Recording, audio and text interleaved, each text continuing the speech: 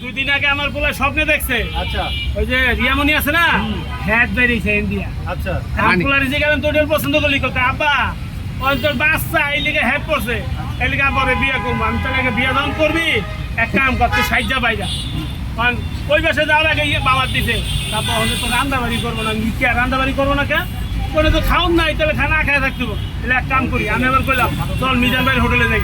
মিজান ভাইয়ের হোটেলতে খাইয়া মানুষের যায় গাড়ি দিয়া ঘোড়ার গাড়ি দিয়া প্লেন দিয়া আমরা আটকে যাবো। আচ্ছা মামা, যদি কই যে তুমি আগে মিজান মামার হোটেলে মাংস দিয়ে ভাত খাইছো, হ্যাঁ, আর তোমার পোলারে খাওয়াইছো আলু দিয়া, হ্যাঁ। আর তোমার পোলাই কি করতো জানো? হ্যাঁ কি কইছে কি কি না, আব্বা কিছু কিছু করে না ভাই, নাই, কিছু না, তুই চুপ করে বল। আব্বা এনো তো কাহিনী উল্টা পাল্টা। আরে কিছু নেই ওদিক টাকা না ভাই তো খারাপ, আমি তো শুনছি কিসের কান দিয়া।